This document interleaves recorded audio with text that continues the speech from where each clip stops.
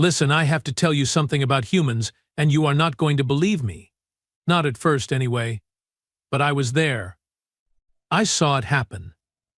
And if you had told me 3 months ago that the weird, squishy biped from Earth would be the one to save our entire crew, I would have laughed so hard my gills would have ruptured. My name is Vornik, and I serve as the secondary propulsion engineer aboard the cargo vessel Distant Thunder. That is, I did. Before everything went completely insane. Before Jake Martinez walked onto our ship and turned our boring, routine supply run into the most terrifying, absurd, and honestly, impressive experience of my 17-year career. But I am getting ahead of myself. Let me back up. 3 months ago, our captain, a grumpy old Threxian named Kilos, announced we would be taking on a human crew member. A human. You know, one of those strange creatures from that little blue planet in the outer spiral? The ones who only just figured out faster-than-light travel about 60 years ago? Yeah, those humans. The entire crew groaned. Literally groaned. Out loud. In the mess hall. Why? Asked Penny. Our communications officer. She is a veteran, all tentacles and attitude.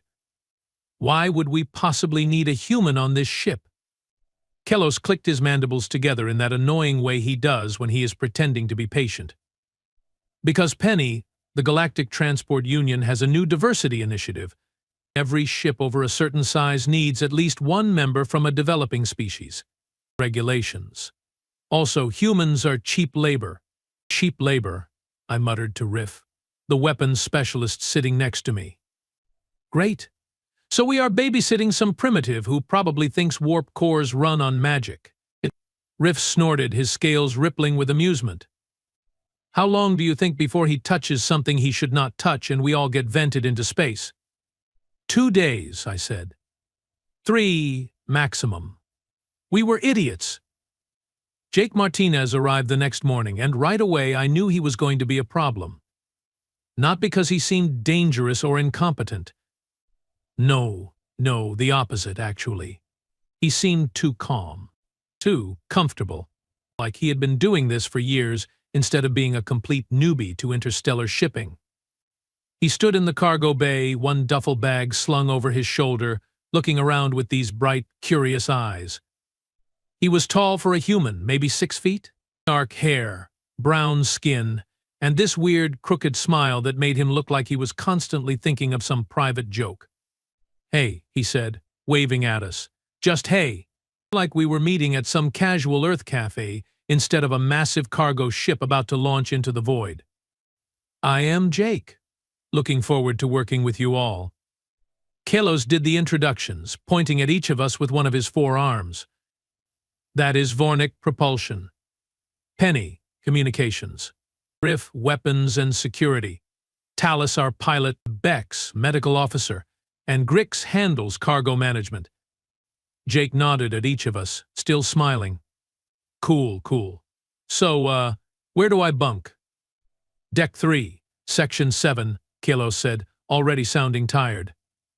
Do not touch anything. Do not go into any restricted areas. Do not interfere with ship operations. Understood? Understood, Jake said cheerfully.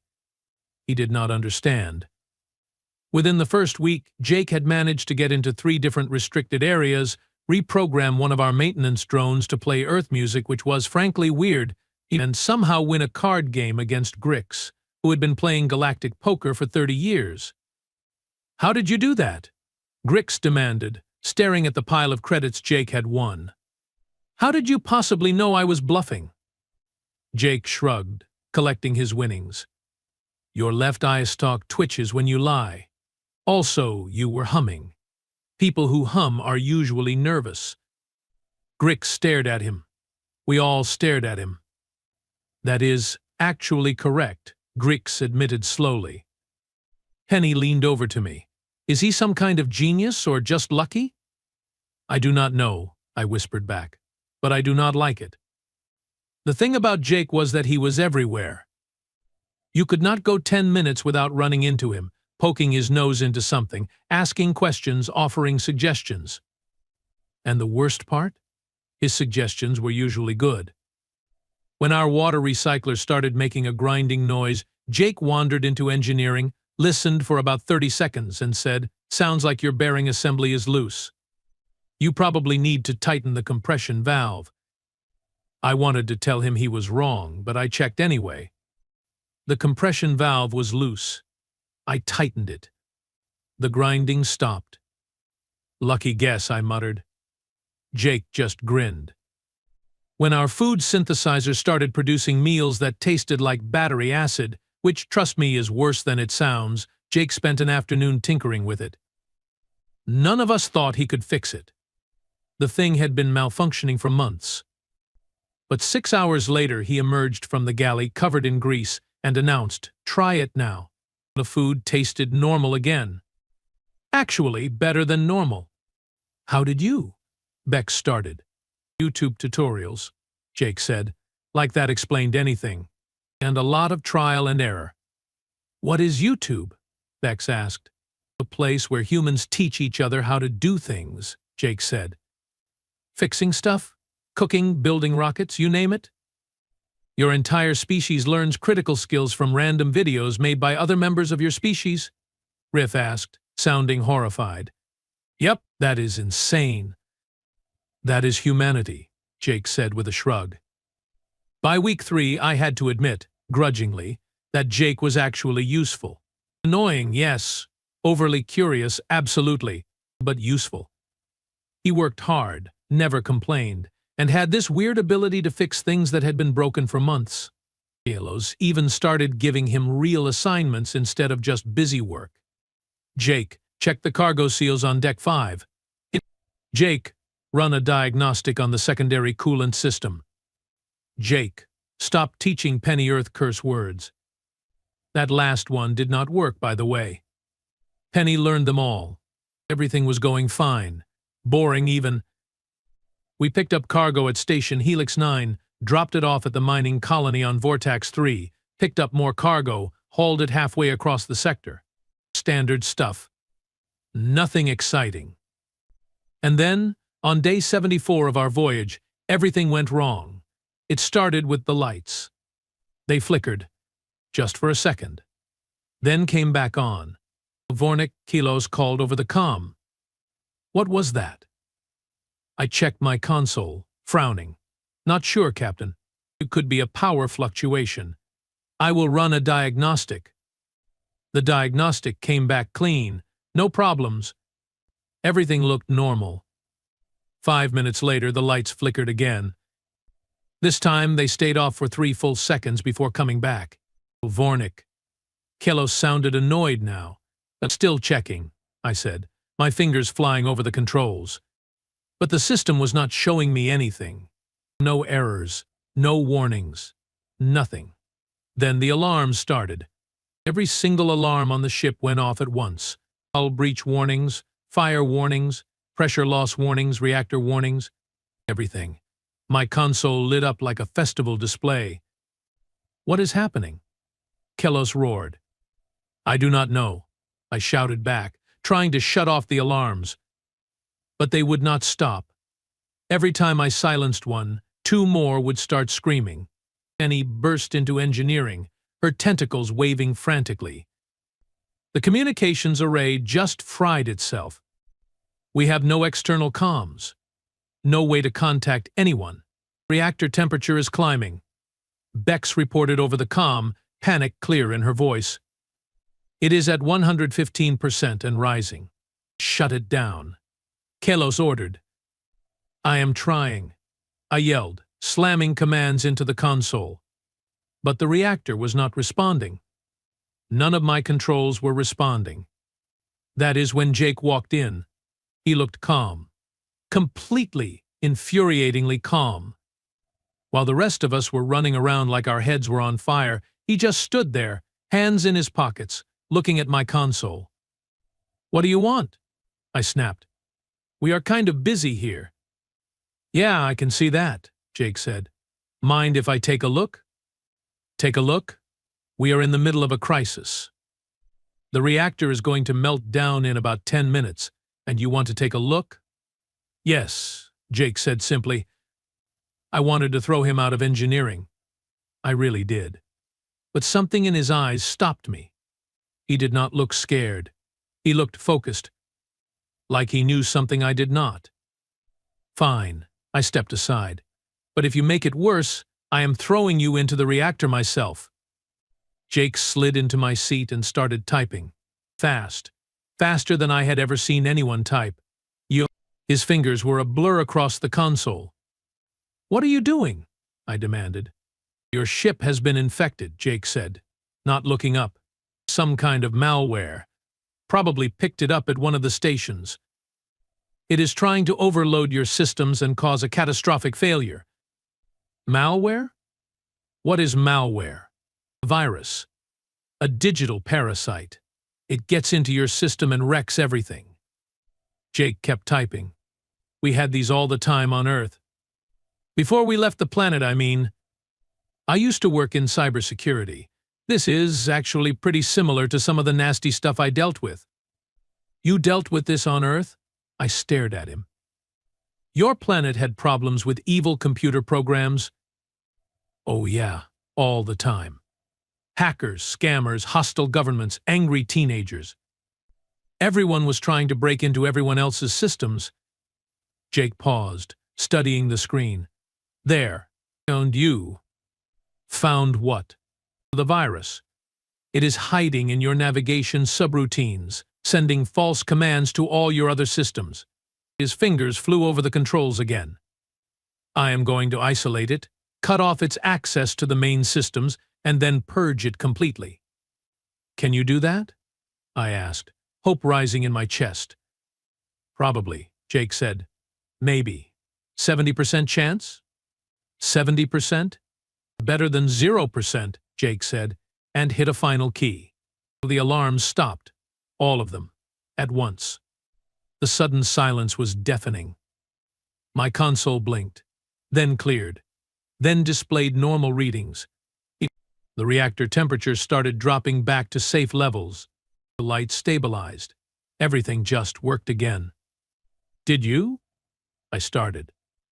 "Yep," Jake said, leaning back in the chair. "Got it. The virus is contained in an isolated partition now. You will want to wipe that completely, but your systems should be fine. Might want to update your security protocols, though. That thing walked right through your firewalls like they were not even there." I stared at him. Penny stared at him. Kilos, who had just arrived in engineering, stared at him. "You saved the ship," Kilos said slowly. "I guess so," Jake said, standing up. "Cool. So, is dinner ready?" "I am starving." And he just walked out. We stood there in stunned silence for a full minute. Then Kilos turned to me. "Vornik, give me a full report on what just happened." "The human fixed it," I said, still not quite believing it. "He just fixed it. Like it was nothing." Kilos clicked his mandibles thoughtfully. "Interesting." That night in the mess hall, we all gathered around Jake. He was eating something he had synthesized that looked like brown sludge but apparently tasted amazing to humans. He called it chili. "How did you know how to do that?" Riff asked. "That malware or virus, whatever you called it. How did you know how to stop it?" Jake swallowed a bite of his chili. Like I said, we had these all the time on Earth. Before we joined the galactic community, our internet was like 90% malware and scams. You had to learn how to deal with it, or you would lose all your money and personal information in about 5 minutes. Your species developed advanced defensive programming because you kept attacking each other digitally? Penny asked, incredulous. "Pretty much, yeah," Jake shrugged. "We are kind of paranoid like that, always assuming someone is trying to hack us or steal from us or spy on us. It made us really good at security." That is, Beck struggled for words. That is actually brilliant. In a twisted, paranoid sort of way. "Thanks," Jake said. "I think." Grix leaned forward. "So, let me get this straight. Your planet was so full of digital threats that your entire species became experts at defending against them?" "Not everyone," Jake corrected. "But a lot of us, yeah. It was basically a survival skill. Like knowing how to swim or start a fire. Your survival skills are very different from ours, Talus observed. Yeah, well, Jake grinned. We are a little weird. I had to agree with that. But here is the thing. After Jake saved the ship, something changed. The crew started looking at him differently. Not as the annoying human who asked too many questions, but as, well, one of us. Someone who had proven himself when it mattered. Riff started asking Jake about Earth combat tactics. Apparently, humans had some very creative ideas about warfare. Penny wanted to know about Earth culture and history. Jake told her stories about ancient battles and modern conflicts that made her tentacles curl with fascination. Even Kalos seemed impressed, though he tried not to show it. And me? I started paying attention, really paying attention, to the way Jake approached problems, and to the way he thought. And I realized something that made me both nervous and excited. Humans are survivors, not because they are the strongest or the fastest or the smartest, but because they are adaptable, because they are paranoid, because they assume everything is trying to kill them, and they prepare accordingly. I thought our crisis was over. I thought we would finish our cargo run, drop Jake off at his next assignment, and go back to normal. I was wrong. Because 3 days later we received a distress signal. Captain Penny called out, her voice tight. I am picking up an automated distress beacon. It is coming from the Meridian sector. The Meridian sector? Kelos sounded surprised. That is pirate territory. No legitimate ships go there.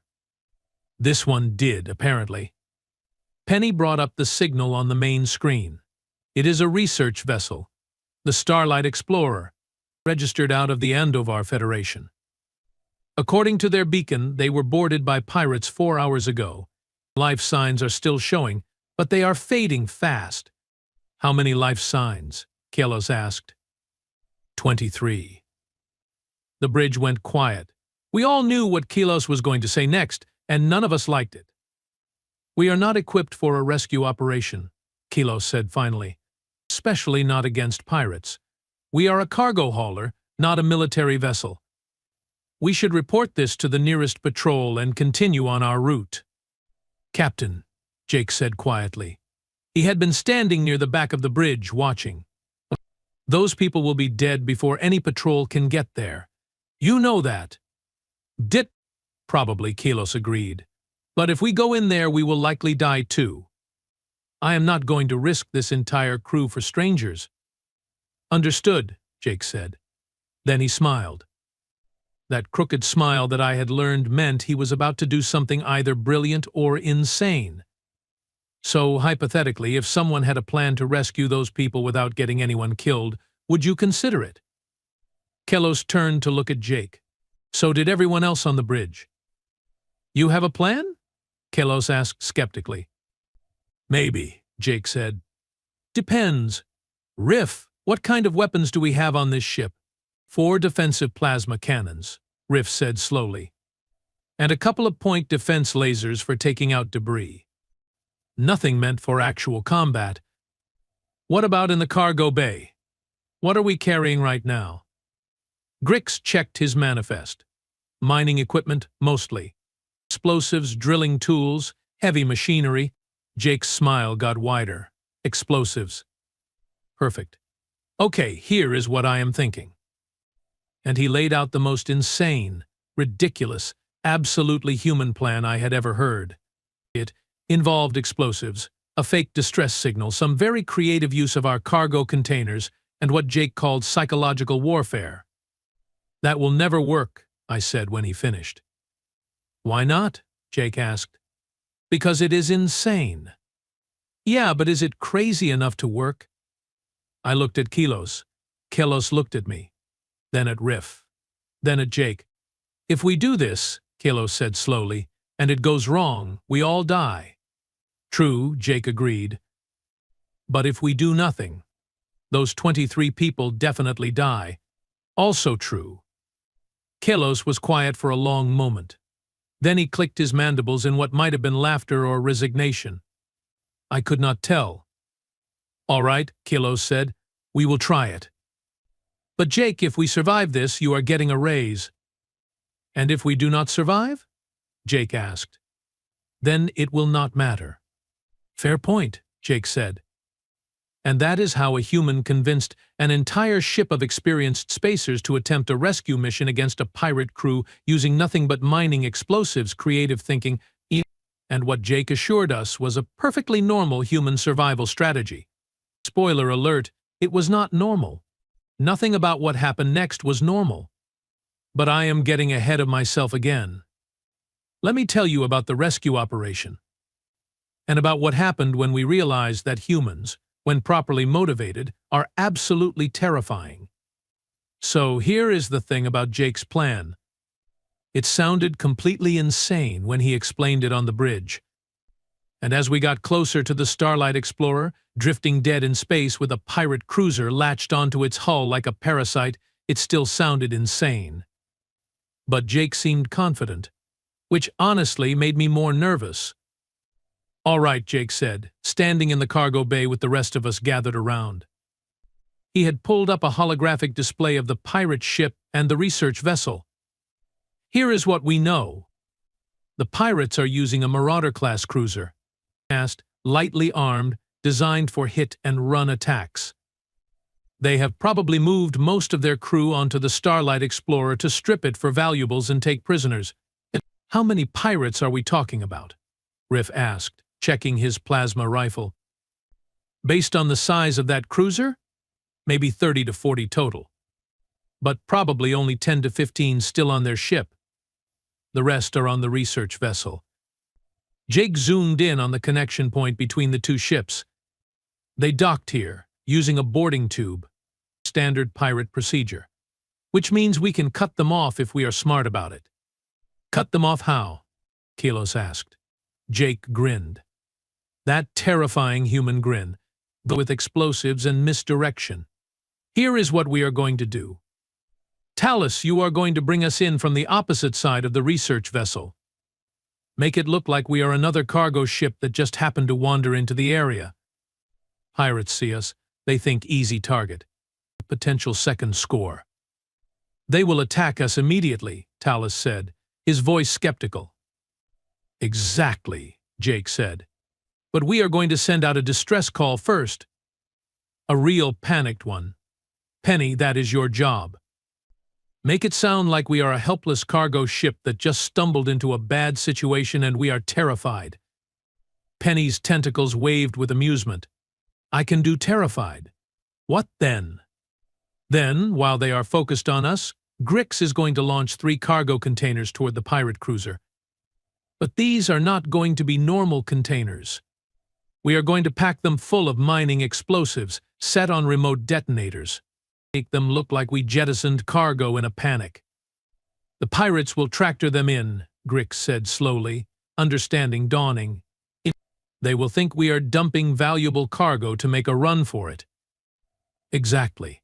And when those containers are inside their cargo bay, or close enough to their hull, boom, we detonate them. That should cripple their ship, maybe even destroy it completely. I stared at Jake. You want to trick pirates into stealing bombs? Yes. That is the most human thing I have ever heard, I said. Thank you, Jake said, like I had given him a compliment. But what about the pirates on the research vessel? Bex asked. Even if we destroy their ship, they will still have hostages. That is phase 2, Jake said. Once their ship is gone, they are stranded. No way home. That is when Kilos opens a comm channel and offers them a deal. Surrender peacefully, release the hostages, and we will take them to the nearest station to face trial. Fight back, and they die on that ship when life support runs out. You think they will surrender? Riff asked doubtfully. Some will. Some will not. That is why you, me, and anyone else who can handle a weapon are going to suit up and board that research vessel. We go in fast, extract the hostages, and deal with any pirates who decide to be difficult. This plan has about 70 variables that could go wrong, I said. 73, actually, Jake said cheerfully. I counted. But it is still better than doing nothing. Kelos clicked his mandibles. Let us get started then. We have one shot at this. If it goes wrong, we do not get a second chance. 20 minutes later, we were in position. Talus had brought the distant thunder around to the far side of the research vessel, making us visible to the pirate cruiser, but not close enough to be an immediate threat. Penny, send the distress call, Kelos ordered. Penny took a deep breath, her tentacles quivering.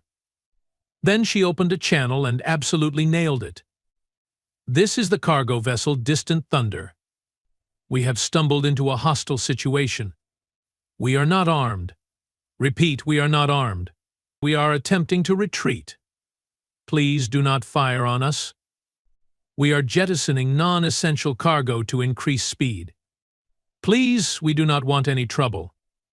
Her voice was perfect, panicked, desperate, exactly what you would expect from a civilian ship that had wandered into a pirate ambush. Grix, launch the containers, Kelos said quietly. Grix hit the release, and 3 large cargo containers shot out from our bay, tumbling through space toward the pirate cruiser. They looked completely innocent, just standard shipping containers that a panicked crew had dumped to lighten their load. Pirate cruiser is moving, Talus reported. They are coming about. And yes, they are deploying a tractor beam toward the containers. Perfect, Jake muttered, watching his console. Come on, take the bait. Take it. The pirate cruiser's tractor beam locked onto the first container. Then the second. Then the third. One by one, they pulled them in toward their cargo bay. They are bringing them inside, Grix said, barely able to contain his excitement. All 3 containers are inside their ship now. Jake looked at Kelos. Captain, your call. Kelos did not hesitate. Detonate. Jake pressed the remote trigger. The explosion was beautiful. And by beautiful, I mean absolutely devastating. The pirate cruiser lit up like a small star, fire and debris blowing out in all directions. The entire aft section of the ship just disintegrated. Gone. Vaporized. Direct hit, Riff said, stunned. Their engines are gone. Life support is failing. That ship is dead. Any survivors? Kelos asked. They're scanning now. Yes, reading maybe 8 to 10 life signs, but they are fading fast. That ship is breaking apart. Hail the research vessel, Kelos ordered. Let us see if our friends are willing to talk. Penny opened a channel to the Starlight Explorer. For a moment there was nothing but static.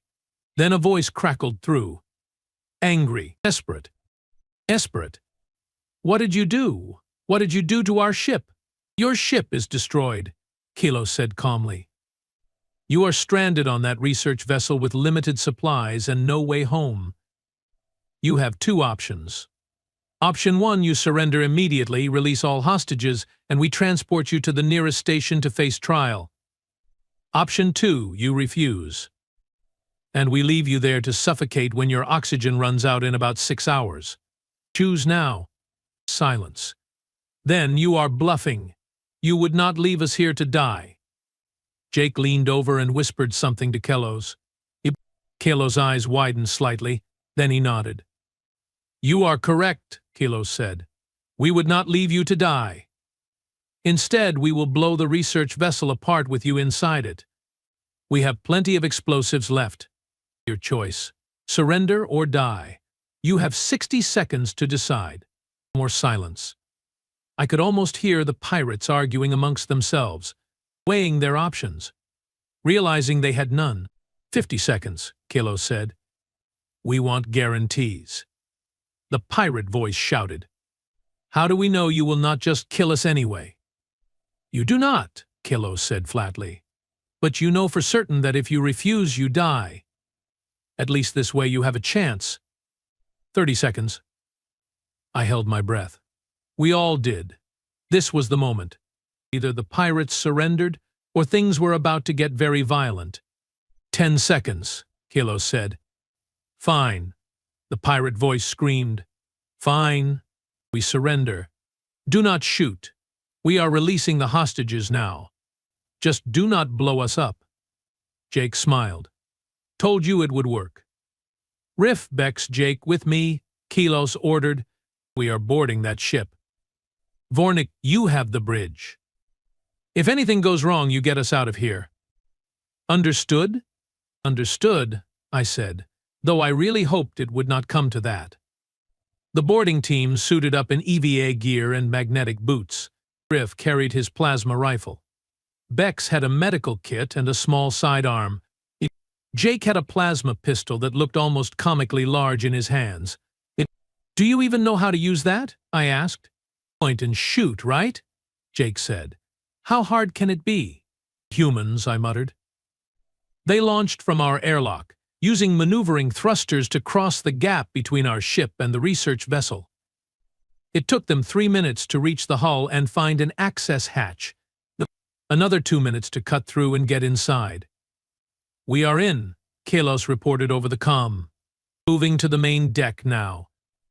I watched from the bridge, monitoring their life signs, tracking their progress through the research vessel. Penny kept the comm channel open so we could hear everything. The sound of their boots clanging on metal floors echoed through the speakers. Then Kilos' voice, sharp and commanding. Everyone on the ground. Drop your weapons. Now. I heard scuffling, shouting. Someone fired a weapon. Then Jake's voice, surprisingly calm. I would not do that if I were you. You are outnumbered and outgunned. Put the weapon down slowly. That is it. Good.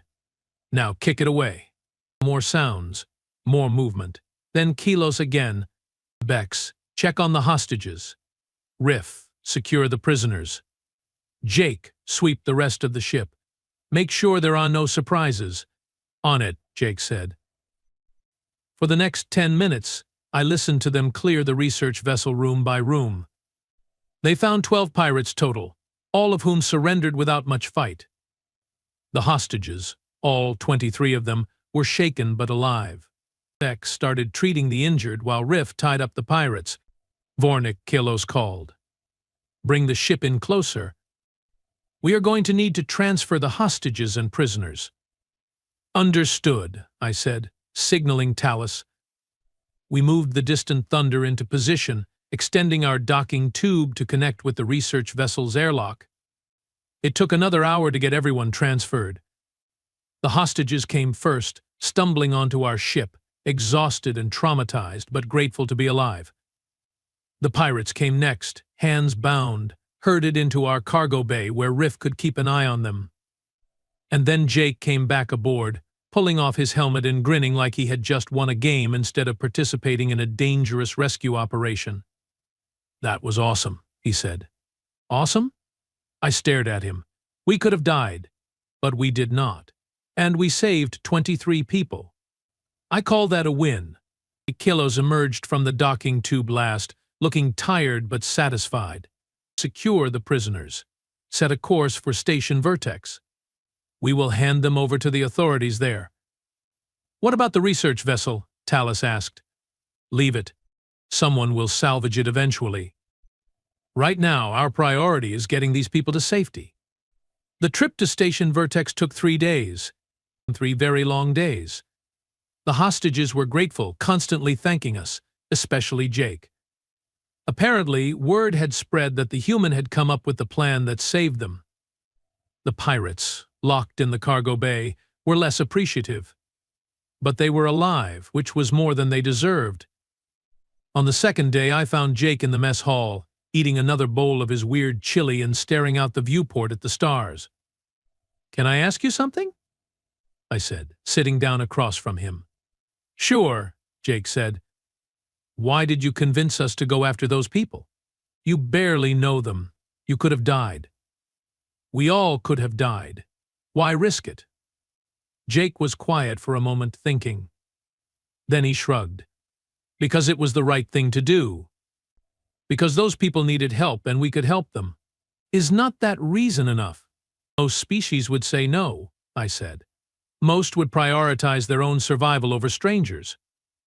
Yeah, well, humans are weird like that. Jake smiled. We have this thing, this instinct, I guess. When we see someone in trouble, we want to help, even if it is dangerous, even if it does not benefit us. We cannot stand by and do nothing. It feels wrong. That is incredibly reckless, I said. Probably, Jake agreed. But it is also why we survived. Back on Earth, I mean. We had so many things trying to kill us. Predators, diseases, natural disasters, other humans. But we survived because we worked together, because we helped each other, because we decided that the group was more important than the individual. That is very noble, I said. It is also very practical, Jake said. A human alone does not last long. A group of humans can survive anything. So we are hardwired to protect the group, even if it means putting ourselves at risk. I thought about that. About what it meant. About what humans were capable of when they decided to act. You are terrifying, I said finally.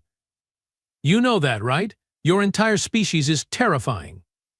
Jake laughed. Yeah, I have heard that before. When we arrived at Station Vertex, the authorities were waiting for us. We handed over the pirates, gave our statements, and watched as the hostages were reunited with their families and colleagues. There were tears, hugs, lots of emotion. The research vessel's lead scientist, a Kelvorian named Dex, shook each of our hands or tentacles or whatever appendage we had. When he got to Jake, he held on for a long time. You saved our lives, Dex said, his voice thick with emotion. We owe you everything. Just doing what anyone would do, Jake said modestly. No, Dex said firmly. Most would not have done what you did. Most would have left us. You risked everything to save strangers. That is extraordinary. Jake looked embarrassed. It was a team effort. But it was your plan, Dex insisted. Your idea, your courage. He paused. I hope, if I am ever in trouble again, there is a human nearby. After Dex left, the station commander approached Kilos. Captain, I have been authorized to offer your crew a substantial reward for the rescue operation and the capture of the pirates. They have been wanted in 6 systems. The bounty alone is significant. Kilos clicked his mandibles in what I now recognized as pleasure. How significant. The commander named a figure that made all of our eyes go wide. That is enough to upgrade the entire ship, I said, stunned. And give everyone on the crew a bonus, Kilos added. He turned to Jake.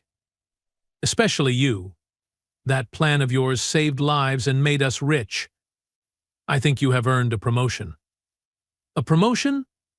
Jake looked surprised.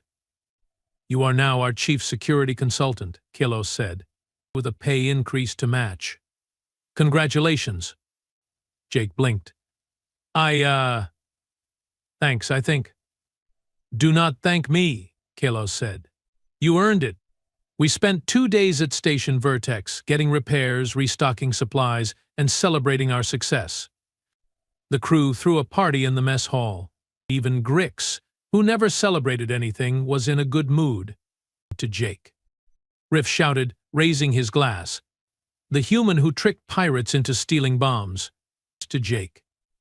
Everyone echoed. Jake raised his own glass, grinning. To humans. Who are apparently crazy enough to make this kind of thing work. To humans. We all shouted and drank. Later that night, after the party wound down, I found myself back in engineering, running routine checks. Jake wandered in, looking slightly drunk. Humans and alcohol, it turns out, are an interesting combination.